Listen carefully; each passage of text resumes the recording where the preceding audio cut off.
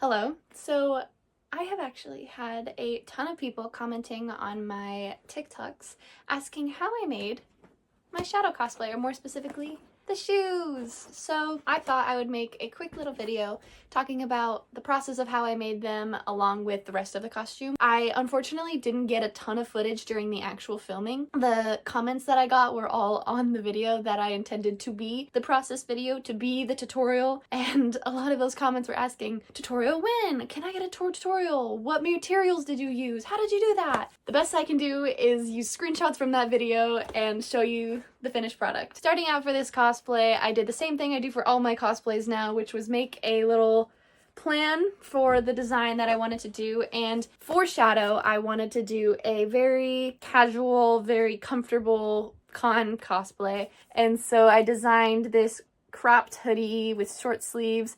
I really wanted to base it on Japanese, I believe it's called tech wear, where they have all of the layers and it's kind of post-apocalyptic a little bit. It's all black, it has lots of straps and belts, extra little flourishes and stuff, but it's all, for the most part, black, which I thought really fit Shadow's character. So the idea was to have the black hoodie with a sort of bulletproof faux vest situation there. That was the plan. It worked out okay. For the shoes, I started out with a pair of pop skates that I got off of Amazon. Honestly, I can't really recommend these because I bought them for using for fun, and I took them outside one time, which I don't recommend you do because they're not for outside skating. After that, the LEDs that are around the shoe, one of them, the controller came out, the LEDs themselves had stopped working, and I had to resolder, or have my father resolder in the controller. Originally, it charges from here, and that's the button that you press to turn them on, and the wire had come out. We had to improvise. Thankfully they work now, but I can't say that I would spend the $108 that these were again, but they're neat. There's also the problem that when I walk with them, even when the wheels are in, you can hear it creaking, because I think there's metal supports in there that have gotten old or something. I don't know. I've only had them a few months. Basically how they function is there is a little turn key back here, and when you point that up and push it in like that, the wheels pop out. And so I thought that would be really good for conventions because I can have them be shoes or I can have them be skates if I wanted to. And to get them back in, you just push the button, and normally you would just step on them. And oh my goodness. There we go. And now for the actual shoe covers here, I started out by making a cardboard mock-up. And on this mock-up, it was basically just a bunch of strips of cardboard that I cut and glued together to make a basically wire frame around this shoe. And I started with just one long strip that went all the way around, and then I did arching pieces that went over. Just kept adding on pieces until I had a decent structure to work off of. I then started by making the outside frame.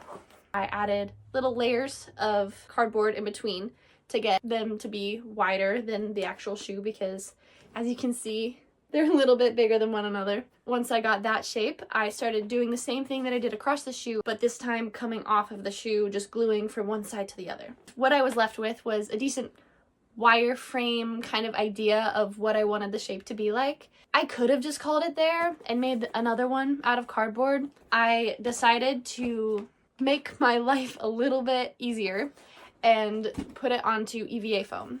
Specifically 3mm high density EVA foam right here, and this 10mm high density EVA foam. How I was able to transfer the shoe onto the foam and get a pattern was I covered all of it with saran wrap or plastic wrap, and then I went over it again with duct tape, but all I had was packing tape, so that's why in my video it was clear. And then after that, you just simply cut off the tape and you're left with a pattern that you can cut slits in, and then you can transfer it onto your foam.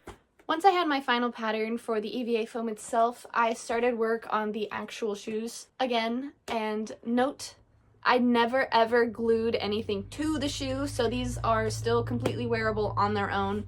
These just slide on top of them. I went and did the same thing I did before with the cardboard, but this time with the foam. I made a little piece that would fit perfectly around the shoe, and this was basically what would hold the shoe in place and keep this from wobbling all over the place while I was walking.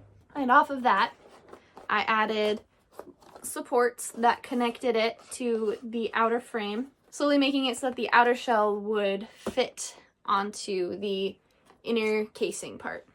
As you can see, I did have some trouble with it flaring out too much because there wasn't enough support to keep it down.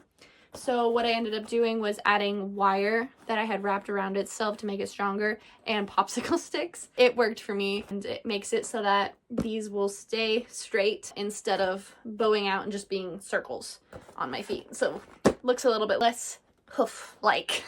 For these red parts that are the bottom of the shoe, I used that same 10mm EVA foam that I bought specifically for this part of the shoe, and I referenced back to that tape pattern I made earlier and traced and cut where I needed just this part of the shoe to be, and same for this. So as you can see, there is a slit here that I filled in with foam clay and sanded it down. As you can see also, as I have worn this to about 2 or 3 cons now, it's started to come out a little bit, and they're definitely worn.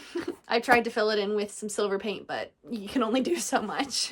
I would pin all of the pieces down onto the framing, and then I would see if it fit right, where I needed to trim, where I needed to add a little bit more. And once I had that ready, I just glued it down with hot glue. All of this is just attached with hot glue. Once I finished that, I started on this piece, which is just another piece of that 3mm EVA foam. Basically just works as a cover to hide some of this shoe. Once the shoe is in there, otherwise it would have shown that white, but this way it kind of covers it up.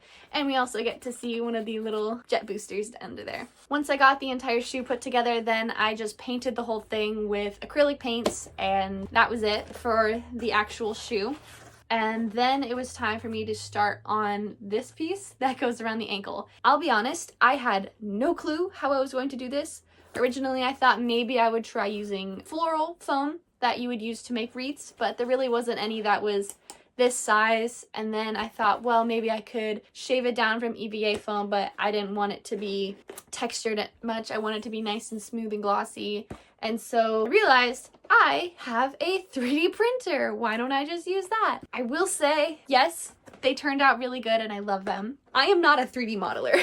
It took about 5-ish tries before I got them to be the correct size that I could slip my foot into and they wouldn't be massive. Yeah, so basically these were just 3D printed, just made them in Fusion 360. Next part is the sock that he has. Sock question mark? I'm not really sure what it is. This is actually the sleeve that I cut off of the hoodie that I altered for this costume. This is just glued in, and then the actual armband goes around my ankle underneath. So if you look closely, you can kind of see the armband there. So that's the inside, and then the outside just folds over itself and is glued onto the 3D printed ring with hot glue. And this piece is a cutout piece of EVA foam, that same thin 3mm high density EVA foam, with batting over it, and then the red fabric that was stitched together, flipped inside out, and then put over it. And then I did 1 stitch across the top to not only hold everything together, but also to give it that little detail it has there. And then that was just glued in. Then I put the sock in there and I had a shoe. Basically what I did for the coat was I started out with a plain just black hoodie that I got from the craft store. I cut off the sleeves. As you can see here, they're just cut, and then I did a rolled hem so it's folded over onto itself. And I did the same for the bottom, just cut and hemmed it and left it a little bit longer in the back because I thought I was going to want to do something back there. And then I put a slit down the center. And that was all I really did for cutting up the actual jacket. But in the center, I added this zipper. And at the same time that I added the zipper, I also added this fur lining that he has around the whole hood. It's pretty simple, and I think it adds a lot. And I think that other shadow cosplayers would agree with me when I say, how the heck are you supposed to get that random little piece of chest fur in there unless I'm wearing a little necklace that has a little fur ball on it? That's what I went with. I have a hoodie, so we used what we had. For the theoretical bulletproof jacket situation that he had here, I just have this like sash. It's made out of this kind of canvasy black material that I have sewn into panels just to give it some more dimension, give it some more texture. And I painted on the shadow emblem from, I think it's from Sonic 06. Don't get mad at me if I'm wrong. I just saw it was on his wiki page, so I added it. And then in the side, it has a little buckle that I use to Normally it would keep it attached, but right now I have it safety pinned on so that it will stay on the hanger. It just wraps around the back, little sash, comes around one side, goes up the shoulder on one side, and then goes around on the other side where it will buckle on the side. The little split that I put in at the bottom of the hoodie. So I left the back of the hoodie a little bit longer because I wanted to give him the little back spikes that he has on his character. I wanted to give him these little spikes that he has because I wanted to pay some sort of homage to that. So I thought the best way to do that would be to split the coat. And I added the red because the clothes that I'm going to be wearing under this hoodie are also black, and if I didn't do that, then you literally would not see these at all. So I ended up lining them with some scrap fabric that I had left over from another costume. And I will say they turned out pretty darn good, but if you look at the inside, it's pretty messy. It's just two pieces of this red fabric that I sewed together, flipped inside out, and then I did one final stitch along this same seam while I was along the hem seam. And when I cut off the excess here, I just used some random glue I had lying around. I believe it's for gluing down sequins and closing seams to keep the fabric from fraying.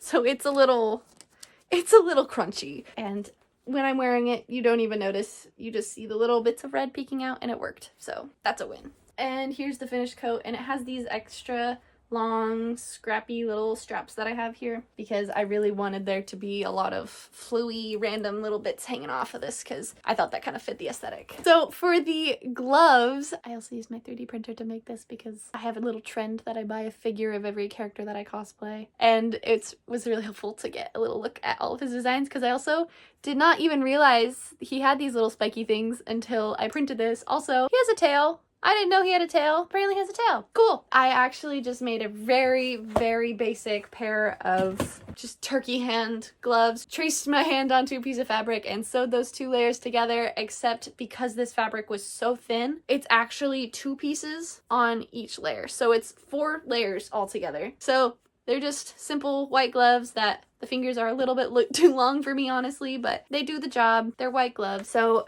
that's how I made the gloves themselves now onto this little limiter ring. So the basic idea for these was I was going to make them bangles, if you know what those are. It's basically a bracelet that is just a circle that you slip your hand in and you slip your hand out, but it's supposed to be just barely big enough that you can get your hand in, but it won't slip off. Unfortunately, that stressed me the heck out. So when I started getting them to being smaller, I didn't even want to get anywhere close to putting my hand in there because I was so stressed I wasn't going to be able to get them out. What we ended up doing, I printed out the ring just like the same way I did the shoes. I just made a circle, and then I did a cutout in the middle on the modeling software. So there is a bit of a corner here where it's flat on the inside, so that way the ring can be smaller, but the inside opening is a little bit bigger. At that point, when I printed these, there was no seam. This was one piece. This was one solid ring.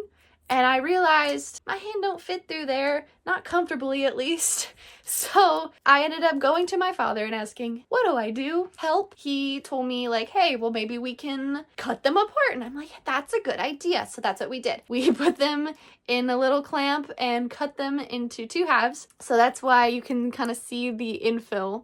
Focuses. You can see the infill of the printer in there along with the repairs I had to make, but we're not going to talk about that yet. And we ended up also adding magnets. So they are attached with about 4 magnets that don't connect the other way. I made sure of that so that way they would always line up perfectly. This basically just slide that on and then it goes on like that. And then to take it off, I just have to carefully pull it off and hopefully not drop it every time. Now, unfortunately, there was one pretty big problem with this design. That is that the magnets did not like to stay in there, and the little holes that I had melted with the end of my hot glue gun to fit the magnets, unfortunately, didn't want to stick to the super glue I used. So the first time I wore it to the convention, all of the magnets fell out the first time I went to go put them on. So we had to stop at a Pokemon card booth and asked and prayed that they had some scotch tape or anything to help me. And thankfully they did. So that's what this is. I got some scotch tape and got a bunch of pieces laid over it and then one around it. And so since it's not that noticeable, I've just kind of left it. You know, it is clear. You just don't get too close and you don't notice. It's fine. There are 2 different kinds of tapes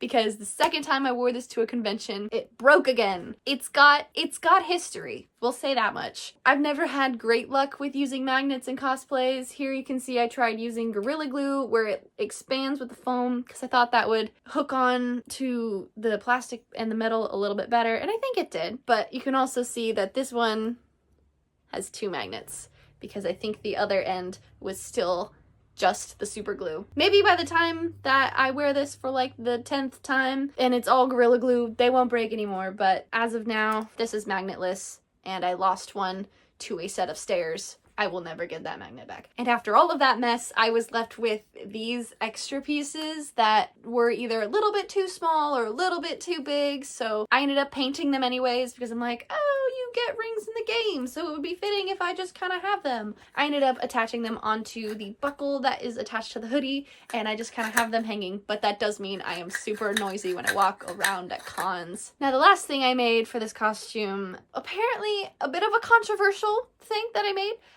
were the ears. I've had a lot of people comment on my TikTok saying, oh my gosh, your costume was so cool until I realized you were a furry. Pardon me, I gotta say something. I hate to break this to you, pal, but, is it really so weird to have ears on a character that's literally a hedgehog? What did you want me to do? I'm sorry. I'll just be bald. I've had a lot of complaints about the wig, about the ears. They're like, that was weird. I thought they looked cool. And honestly, I love how they turned out. So basically what it is that same 3mm EVA foam that I just shaped into like a bit of a half cone shape and glued that onto another piece of foam down here so that it would hold the shape, and then I covered the inside with some tan felt and the outside with some black faux fur. The inside is that same white faux fur that I used on the collar of the jacket, and then I just shaped it with Got To Be while I was styling the wig itself. They're pretty basic. It's just on a simple adjustable headband, which I will say is one of the best purchases of my life, and I use it for any time I need to use a headband. I use one of these. If you have ever gone to a con and you had to wear a headband, you know what that headache feels like, and it's not fun. So get one of these so it fits perfectly onto your head and it doesn't even have to pinch you. It literally just form fits to your head, and it's